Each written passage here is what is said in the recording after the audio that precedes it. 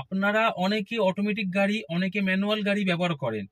সেই সমস্ত যে কোন গাড়ি আমাদের করা উচিত আর কোন গাড়ি করা উচিত না, সেগুলো আপনাদের জানিয়ে দিচ্ছে। আসুন, প্রথম হচ্ছে 1 নম্বর পয়েন্ট হচ্ছে, যখন আমরা গাড়ি রোডে চালাচ্ছি, হাইওয়ে রোডে, আমার সামনে কোনো এক গাড়ি আছে, তো সেই গাড়িটাকে যখন আমি ওভারটেক করে আমার সামনের গাড়িটার আগে যাব, তখন দেখছেন উল্টো দিক দিয়ে একটা গাড়ি আসছে, কিন্তু আপনাকে তাও যেতে হবে, সেটা এই সামনের গাড়িটাকে ওভারটেক করে ওই গাড়িটা আসার আগে যেতে হবে।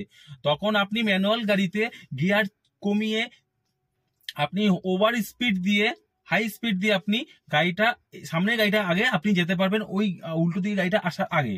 কিন্তু অটোমেটিক গাড়ি হলে সেই জিনিসটা আপনি করতে পারবেন না। তো এর জন্য আমাদের ম্যানুয়াল গাড়ি ব্যবহার করা উচিত। আর 2 নম্বর পয়েন্ট হচ্ছে, আমাদের যখন গাড়ি থাকবে তখন আপনারা একদম সামনের গাড়িটাকে ওভারটেক করে আপনি ওভার স্পিডে যেতে পারবেন, কিন্তু অটোমেটিক গাড়িতে নিজের ইচ্ছা মতো ইঞ্জিনে ওটা কাজ হয়।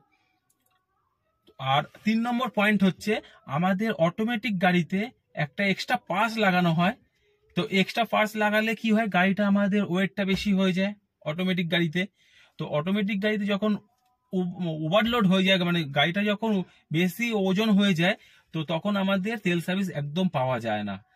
তো তেল সার্ভিসটা তখন একদম কম হয় আমাদের অটোমেটিক গাড়িতে।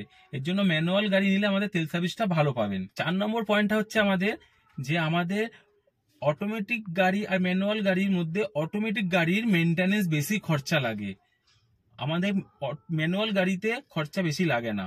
5 নম্বর পয়েন্টটা হচ্ছে যে আমাদের ম্যানুয়াল গাড়ির থেকে অটোমেটিক গাড়ির দাম বেশি হয়, তো আপনারা চেষ্টা করবেন যে ম্যানুয়াল গাড়ি নেওয়ার। আর 6 নম্বর পয়েন্ট হচ্ছে, যে আপনি গাড়ি চালাবেন, ম্যানুয়াল গাড়ি যে মজা অটোমেটিক গাড়িতে সেই মজা পাবেন না।